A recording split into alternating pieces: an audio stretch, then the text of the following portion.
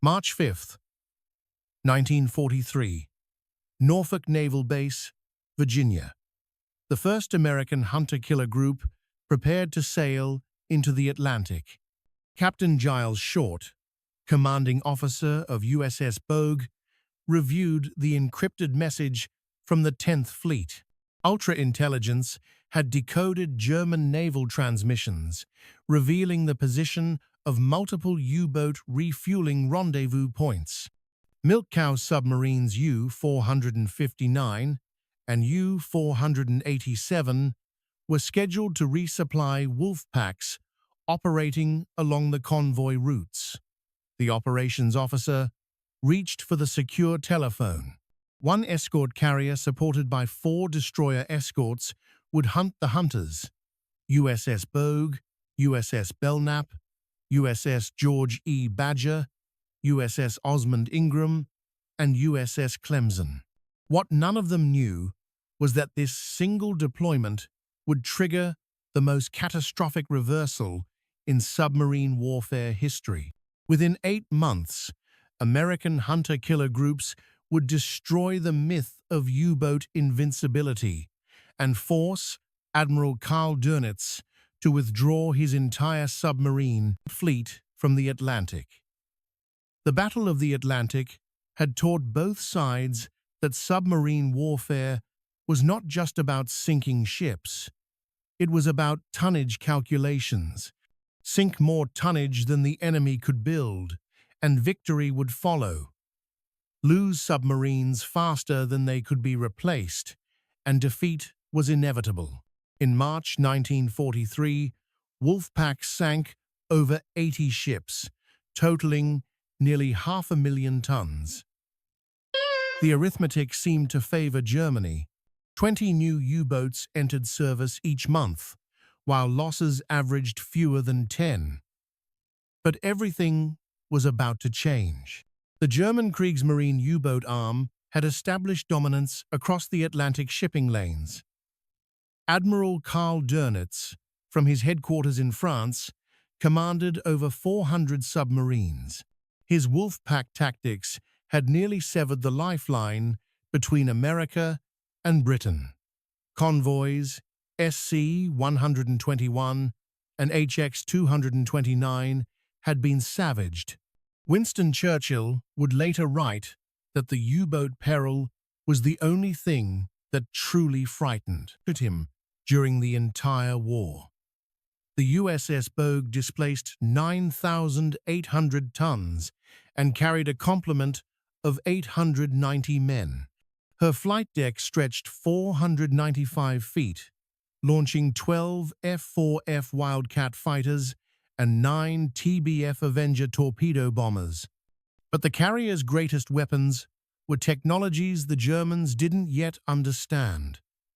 Centimeter wavelength radar, invisible to German detection equipment, high-frequency direction-finding gear that could triangulate U-boat radio transmissions with devastating accuracy, and carried in the bomb bays of her Avengers a secret weapon designated Mark 24 mine to disguise its true nature, the Fido acoustic homing torpedo. The hunter-killer concept represented a fundamental shift in anti-submarine warfare. Traditional convoy escorts could only react to attacks, forced to choose between pursuing submarines and protecting merchant ships. Hunter-killer groups had no such constraints. Their sole mission was to find and destroy U-boats wherever they operated. German submarine doctrine required frequent radio communication. Position reports every 24 hours. Contact reports immediately upon sighting convoys. Weather observations twice daily. Each transmission was a potential death sentence, revealing the submarine's location to Allied direction-finding stations. The hunters were about to become the hunted. Lieutenant Commander Howard Avery would command Composite Squadron 9 aboard Bogue. A veteran of Atlantic convoy operations, Avery understood that U-boats were most vulnerable during three critical periods: surfacing to charge batteries, meeting supply submarines for fuel and torpedoes, and transmitting radio reports to Dönitz's headquarters. Aboard U-569, Captain Lieutenant Hans Johansson reviewed his patrol orders. 7 weeks at sea had depleted fuel reserves to critical levels. Radio instructions directed him to rendezvous with Milk Cow U-459 at coordinates 50 degrees, 40 minutes north, 35 degrees, 21 minutes west. U-569 was a Type WWII submarine, the workhorse of the German fleet, displacing 769 tons surfaced and 871 tons submerged. She carried 14 torpedoes and a crew of 44 men. Her 4 bow tubes and single stern tube had accounted for 1 merchant ship and damaged another during her career, a modest tally that reflected the increasingly dangerous Atlantic environment. But the submarine's greatest vulnerability remained unchanged since the Great War. Diesel engines required air for combustion. Electric batteries needed hours of surface charging. A Type WWII could remain submerged for 18 hours at economical speed. But high-speed evasion drained batteries in less than an hour. The American hunter-killer groups exploited these weaknesses with scientific precision. Search patterns calculated to maximize radar coverage. Aircraft patrol schedules timed to catch surfaced submarines. Attack protocols designed to maintain continuous pressure until batteries were exhausted. The trap was set. U-569 was sailing toward her death, and Johansson had no idea what was waiting for him. At 14:20 hours on May 22, 1943, Avenger pilot Lieutenant William Chamberlain detected a surfaced submarine on radar, range 18 miles, bearing 090 degrees relative. He pushed the control stick forward and began his attack run. U-569 was running on the surface at 15 knots, her diesels charging depleted batteries after a night of evasion. The bridge watch spotted the approaching aircraft at 8 miles. Alarm bells rang throughout the boat as Johansson ordered an emergency dive. Crash dive procedures for a Type WWII required 35 seconds from alarm to periscope depth. Ballast tank vents opened, diesel engines stopped. Electric motors engaged. The submarine's bow angled sharply downward as tons of seawater flooded the tanks. Lieutenant Chamberlain's depth charge pattern caught U-569 at shallow depth. 4 Mark 17 depth charges set for shallow detonation. The explosions damaged the submarine severely, forcing her back to the surface. A second Avenger, piloted by Howard Roberts, was already in position when the submarine reappeared. Roberts attacked immediately, but ceased fire when he observed white flags appearing on the submarine's periscope. The crew was surrendering. The Canadian destroyer HMCS Street Laurent was vectored to the scene, but as she approached, Johansson ordered his crew to scuttle the boat and abandon ship. 25 of the 44 crew members survived to be pulled from the Atlantic. 19 men went down with their boat. The capture of survivors from U-569 provided Allied intelligence with valuable insights. During interrogation, German submariners expressed shock at the accuracy of American aircraft attacks. "They knew exactly where we were," one survivor stated. "It was as if they could see through the ocean itself." But ultra-intelligence had revealed more than individual submarine positions. Cryptanalysts at Bletchley Park had decoded the entire German naval grid system, identifying patrol areas, wolfpack assembly points, and supply rendezvous coordinates. Every U-boat at sea was potentially compromised. On June 5, 1943, USS Bogue's aircraft located U-217 charging batteries on the surface 450 miles west of the Azores. Captain Lieutenant Kurt Reichenbach-Klinker had commanded the submarine through 3 patrols, sinking 3 ships, totaling 10,651 tons. Aircraft from Bogue attacked at dawn, catching U-2 117 inches, the vulnerable moments before diving. The first Avenger's depth charges damaged the submarine's diving mechanism. Unable to submerge, Reichenbach-Klinker ordered his gun crews to engage the attacking aircraft, while damage control teams worked desperately to repair the diving planes. The surface engagement lasted 18 minutes. U-217's 88mm deck gun and 20mm anti-aircraft weapons fired over 300 rounds. One Wildcat sustained minor damage from shell fragments, but the submarine was fighting a losing battle against aircraft specifically designed for anti-submarine warfare. An Avenger from Bogue's squadron delivered the killing blow with depth charges that bracketed the submarine perfectly. The explosions destroyed U-217's pressure hull in multiple locations. The submarine sank with all 50 hands, including Reichenbach-Klinker. No survivors were recovered from the oil slick that marked her grave.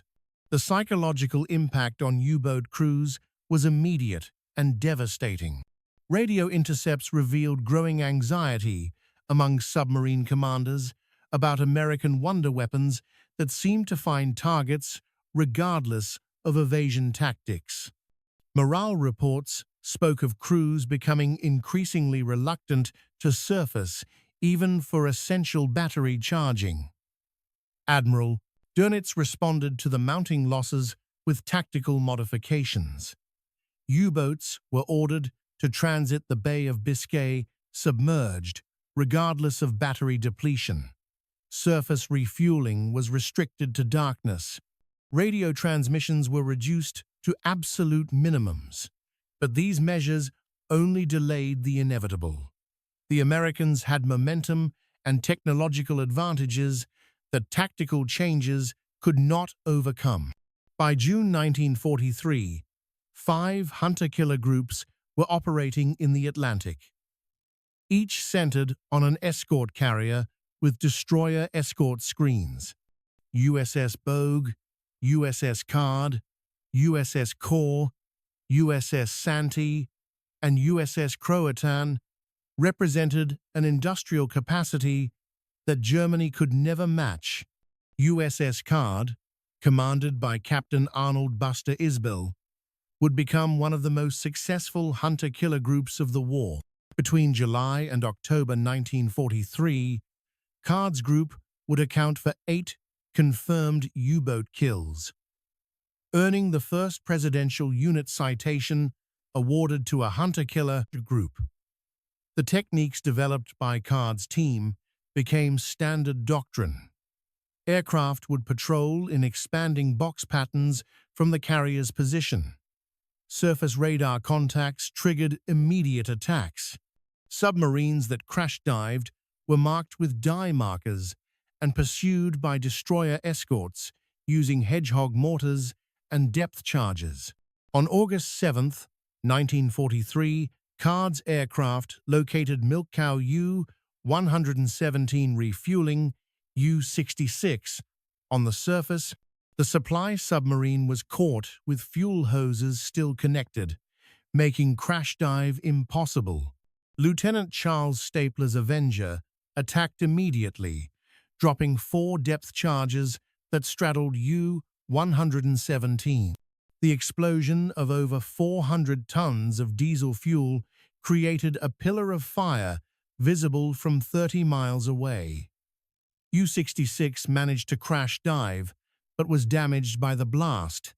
Captain Lieutenant Klaus Bargston, commanding U-521, witnessed the destruction of U-117 from periscope depth. His war diary captured the shock felt by U-boat commanders. Americans appear everywhere simultaneously. Their aircraft arrive without warning. Their weapons are impossibly accurate. We are no longer hunters, but the hunted. October 1943 marked a turning point that would define the remainder of the Atlantic War. The U-boat arm lost 23 submarines that month, including several veteran commanders who had survived since 1939. Each loss represented irreplaceable experience that training schools could not replicate. The destruction of milk cow submarines proved particularly catastrophic. U-488, U-489, and U-490 were all sunk within weeks of each other. Without refueling capability, Type 7C boats could no longer reach the American coast. Patrol areas contracted to the mid-Atlantic, where hunter-killer groups waited in growing numbers. USS Corps' hunter-killer group refined the doctrine of continuous air coverage, maintaining aircraft over suspected U-boat zones for days at a time, exhausting submarine batteries through relentless pursuit. This technique proved devastatingly effective against even experienced commanders. On October 13, 1943, Corps Group caught U-378 on the surface at dawn. The submarine's commander, Oberleutnant Zur C. Erich Marx, had just celebrated his 26th birthday. His inexperience showed in his response to the attack, attempting to fight on the surface rather than crash. Diving immediately, 4 Wildcats strafed U-378, while 2 Avengers positioned for depth charge runs. The submarine's anti-aircraft gunners managed to damage 1 Wildcat before being swept from the conning tower by machine gun fire. Marx ordered abandoned ship as depth charges shattered the pressure hull. The brutality of these encounters shocked even experienced U-boat veterans. Korvettenkapitän Heinrich Bleichrodt, one of Germany's top aces with 24 ships sunk, barely survived an attack by USS Block Island's aircraft in October 1943. His submarine U-109 limped back to port with extensive damage. Bleichrodt never sailed again, telling fellow officers, "The Atlantic has become a slaughterhouse." November 1943 brought new American innovations that further tilted the balance. The introduction of the MAD, magnetic anomaly detector, allowed aircraft to detect submerged submarines at shallow depths. Sonobuoys dropped-in patterns could track submarine movements for hours. The technological gap was becoming insurmountable. On October 31, 1943, U-405 was operating with Wolfpack Siegfried when USS Card's hunter-killer group arrived in the patrol area. The destroyer USS Bogue gained radar contact at 2100 hours, range 6,500 yards. U-405 crash-dived, but was forced back to the surface by depth charges. Unable to dive again due to damage, Captain Lieutenant Rolf Heinrich Hoppmann decided to fight on the surface with deck guns. In the darkness and heavy seas, the 2 vessels collided. Bore's bow riding up onto U-405's foredeck. For several minutes, the ships were locked together. Crews fired machine guns, pistols and threw hand grenades at point-blank range. American sailors hurled coffee mugs, shell casings, and in one case, a sheath knife at German gunners. The surreal combat continued until the vessels separated. Over 4,000 rounds of ammunition were expended as U-405 attempted to escape. Hoffman ordered abandon ship as U-405 settled by the stern. Only 8 of the 49 crew members survived the freezing Atlantic. Hoffman was not among them. The technological revolution, enabling hunter-killer success, extended beyond radar and homing torpedoes. Operations research scientists had developed optimal search patterns using probability theory. Acoustic analysis could distinguish individual submarine propeller signatures. Statistical models predicted U-boat behavior based on thousands of observations. High-frequency direction finding proved particularly devastating. German submarine doctrine required regular radio reports to coordinate wolf-pack attacks. Each transmission lasted only seconds, but that was sufficient for Allied stations to triangulate positions within a 2-mile radius. U-boat commanders faced an impossible choice: maintain radio silence and lose tactical coordination, or transmit and reveal their position. The Germans believed their Enigma encryption system remained secure. They didn't know that captured codebooks from U-559 inches, October 1942, had allowed British cryptanalysts to break the 4-rotor M4 cipher.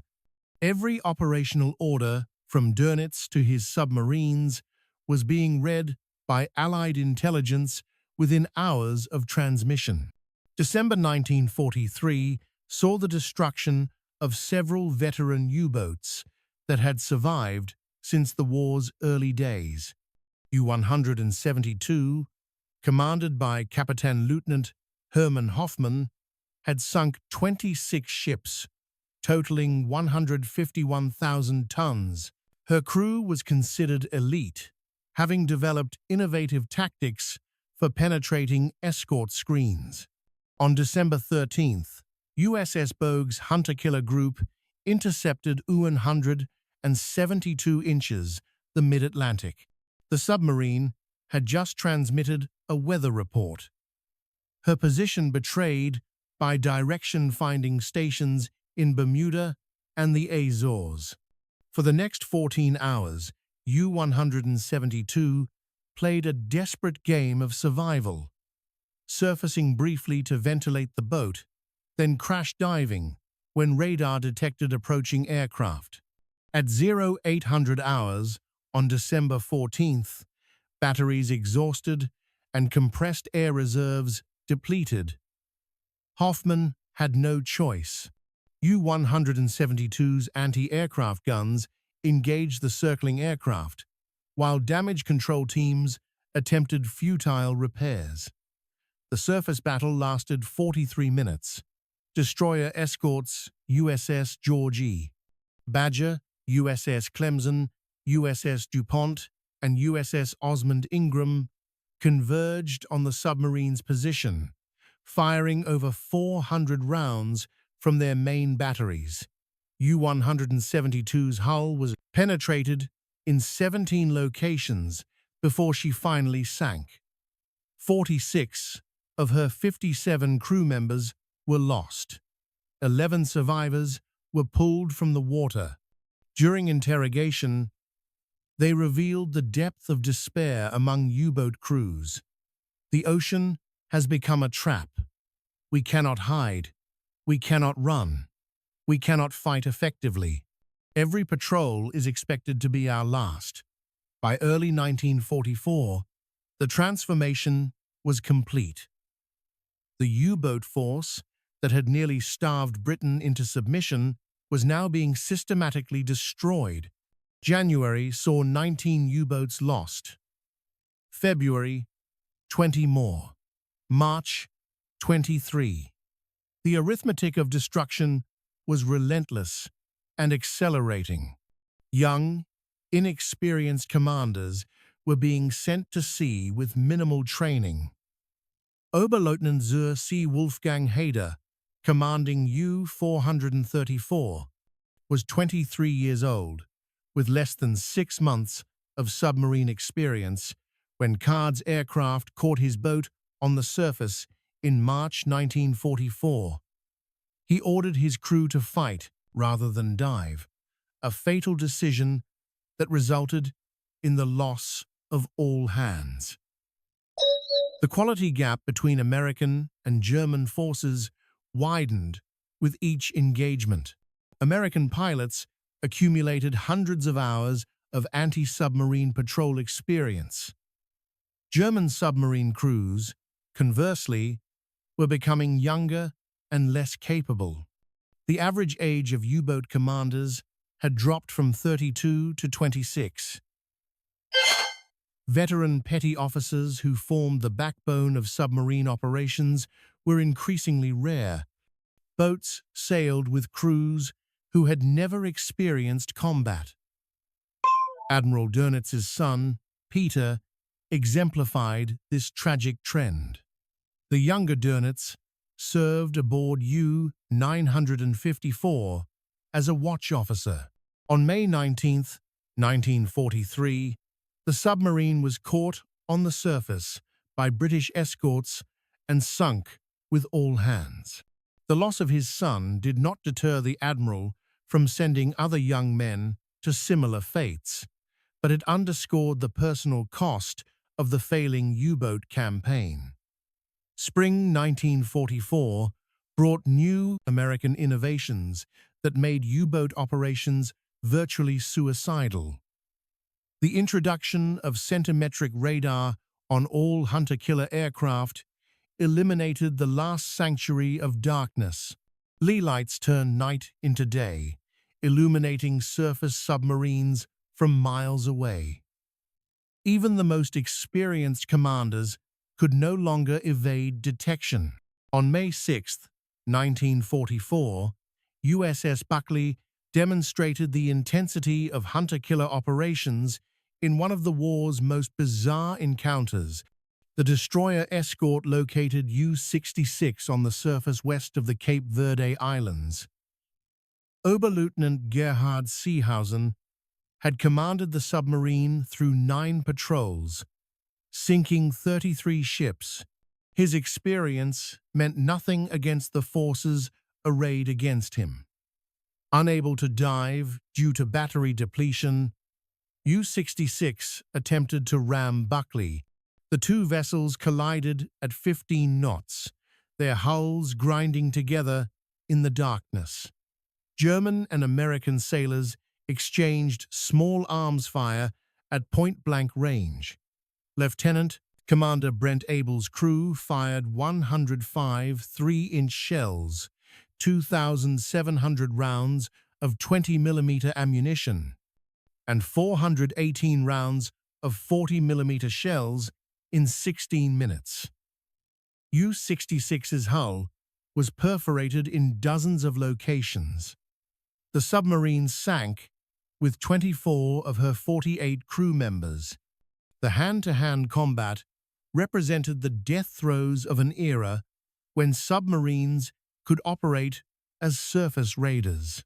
By August 1944, Dönitz ordered the evacuation of French bases as Allied armies approached.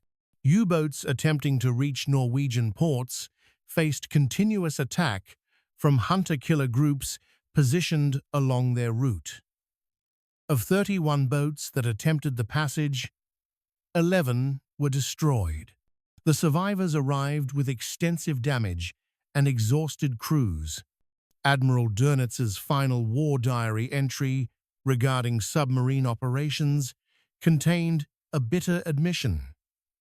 The enemy's superiority at sea, particularly in the field of science and technology, has torn from our hands the most effective weapon we possessed.